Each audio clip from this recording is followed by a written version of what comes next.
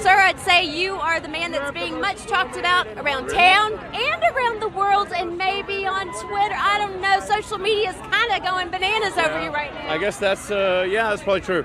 Well, a lot of folks, there are some critics out there that would say, why not? Critics? You? What? Can you? I can't believe this, None. Musk. Oh my God. Zero. Oh, thank goodness. Phew. For a second there I was worried. But there have been some folks that have spoken out and said, why didn't you use the money that you purchased Twitter with to do something for charity, philanthropy, more good with that money? Well, I do a lot of things philanthropically. Yeah. And really, my companies are intended to do good for the future of humanity, with Tesla trying to accelerate the advent of sustainable transport and energy. And SpaceX is providing internet to the least served people around the world. The biggest space company in the world. I know. In the world. And also what you've done for Ukraine as well during this. Yeah, absolutely. So we're able to help Ukraine with the Starlink terminals and give them connectivity in particularly some of the hardest hit areas. So, I aspirationally, I am trying to do good for humanity and the future of civilization. All right, guys. So more Elon Musk news, okay? Because again, the attacks just keep on coming from the mainstream liberal media against Elon Musk, as it has become clear that they have found their new Trump. Okay, they found their new Trump. And like Trump, Elon Musk continues to stand up to the mainstream media and call them out on their BS, as he's not backing down. Okay, he has stepped up into the spotlight to say, bring it on, bring on all your attacks.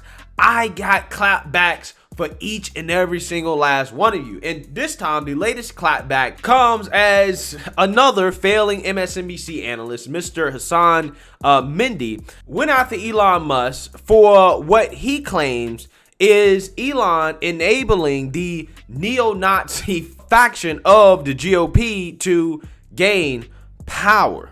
Take a look. I mean, it's easy in American discourse to talk simplistically about the far left and the far right as two equally dangerous fringe blocs. Elon Musk has done it plenty of times just in the past week. But here's the difference. America's far left wants to give us free healthcare and free childcare. America's far right wants to give us white supremacy and no democracy.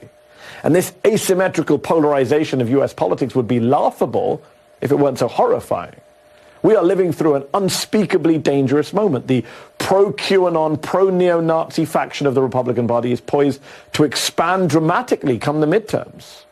We're just 2 years away from Donald Trump very possibly re-seizing executive power. If that happens, we may look back on this past week as a pivotal moment, when a petulant and not so bright billionaire casually bought one of the world's most influential messaging machines and just handed it to the far right. Guys, can you imagine going on national TV and stating that a tech billionaire whose goal is to create sustainable transportation and to take civilization to Mars, who is giving access to the internet to underserved parts of the world, imagine calling that person not so bright, right?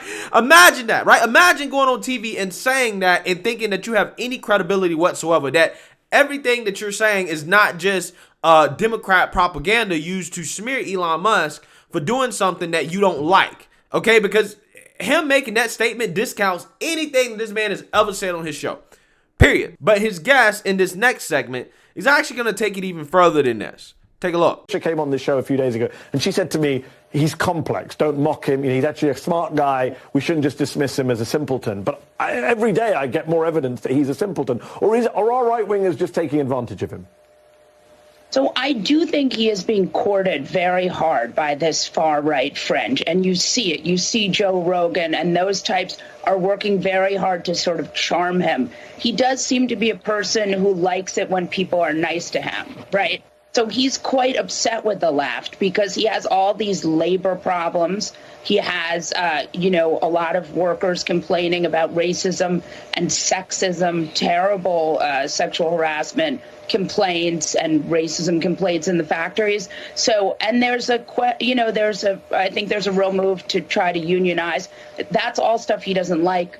I think he's a person who likes to be liked, and that's really what it is. And these guys are working real hard to make him their friend. The other thing I would say about him, and with all these guys, and you see this also with Bill Maher, there's so much complaining, everyone's so white, so woke, they don't let me tell my jokes.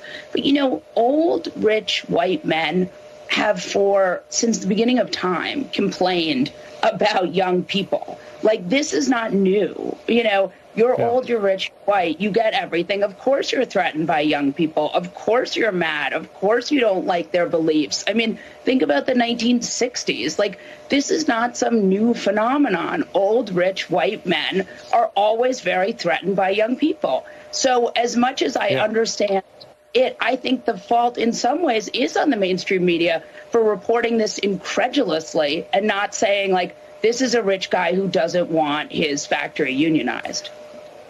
Yeah, I can't believe that we're still having this discussion about both sides, 16 months after we watched. Yeah, so imagine calling Joe Rogan far right, okay? The guy that supported Bernie Sanders during the Democrat primary. Yeah, that guy is far right. Guys, if you haven't figured out by now, these left-wing journalists, they have no idea what the hell they're talking about. They don't know anything about politics. They don't know anything about the political spectrum. Or maybe they do. They're just saying the things they're saying to smear anybody that they don't agree with as far right, right? If you don't agree with the far left, then you're far right. They act like the far left, everything they want is rosy, okay? They don't want violence and protests and to undermine the sovereignty and integrity of our institutions and the Constitution. And, they don't want to push sexuality on kids and gender identity and potentially allow kids to be castrated, take away women's rights. They don't want any of that far left extremist stuff that they advocate for every day.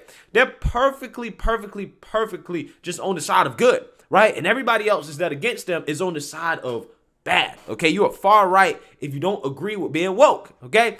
That's what they say. So there's no point in breaking down the ridiculousness that this woman went into when it came to the whole hating white men thing, right? Because that is a default thing that they revert back to is racism and sexism. The same thing they did with Trump, right? And they're giving Elon Musk the Trump treatment. But again, like Trump, Elon Musk is clapping back as he actually responded to a tweet with his video containing this dialogue about him, saying, quote, MSNBC basically saying Republicans are Nazis. Yeah, that is what they're saying. They say that on a daily basis. Same org that covered up the Hunter Biden laptop story, true. Had Harvey Weinstein story early and killed it, true. And built Matt Lauer his office, lovely people. Yeah, so you can make an argument that MSNBC was enabling women to be assaulted, right? Which should be no surprise because, again, the far left is against women's rights. But Elon Musk actually takes it even a little bit further here. Okay, as one person replied to him and said, it says it all that we heard more about Will Smith slapping Chris Rock than we heard about Ghislaine Maxwell's trial. It is also interesting that the account tracking the Ghislaine Maxwell's trial got banned when it gained traction. Lovely people indeed. Elon Musk says, where's their quote-unquote client list? Shouldn't at least one of them go down? Okay, so Elon Musk seems to be in the know, right? Elon Musk seems to know what's up, right? And shouldn't the mainstream liberal media be asking these questions, right? Shouldn't these be the questions and the things that the mainstream liberal media is talking about instead of Elon Musk buying Twitter? I think the Ghislaine Maxwell story / the Epstein story is a lot more important than that. And then Elon Musk goes on to make another joke saying, hey, why are they already writing my suicide story? Okay. So he's making another joke here, basically saying that, if something happens to him, he didn't do it. Okay. So yeah, Elon Musk here is not holding back, right? He is clapping back against the mainstream liberal media as they continue to attack him because he is allowing speech that they don't like. So with that being said, again, isn't it amazing how a guy like Elon Musk, who in that initial clip that I showed you guys at the beginning of this video, he's for a lot of things that leftists should agree with. Okay, he's trying to save humanity. Okay, he's trying to solve climate change. He's creating sustainable transportation. He's providing internet to Ukraine, a country in which, the far left vehemently supports, right? They're pro-war now. He came out here and advocated for universal basic income. He's a staunch environmentalist. Again, the guy probably agrees a lot more with the left than he does the right. But for whatever reason, the left has decided that, you know what, because you don't agree with us 100%, therefore you are far right. Okay, and this is a perfect example of what Elon Musk was talking about in regards to the left becoming too extreme. Right? They've moved all the way to the far left and told anybody that has not come along with them they are racist, sexist, homophobic bigots, and therefore they are far right. Okay? And that is what's happening with people like Elon Musk, who has overwhelmingly been an ally to a lot of the leftist causes. Right now, I mean, he hasn't been an ally when it comes to, you know, some more economic stuff like taxes and unions and stuff like that. But, I mean, he's just been a businessman at that point, right? That's just what businessmen do. They're going to try to protect their money, right? It is what it is. But again, it's amazing how these guys don't care about the fact that this guy is literally trying to save the planet, right? According to them, because climate change is an existential threat. He's potentially trying to take us to Mars. He's helping Ukraine out in this war against Russia. He's doing all these things that they claim they care about so much.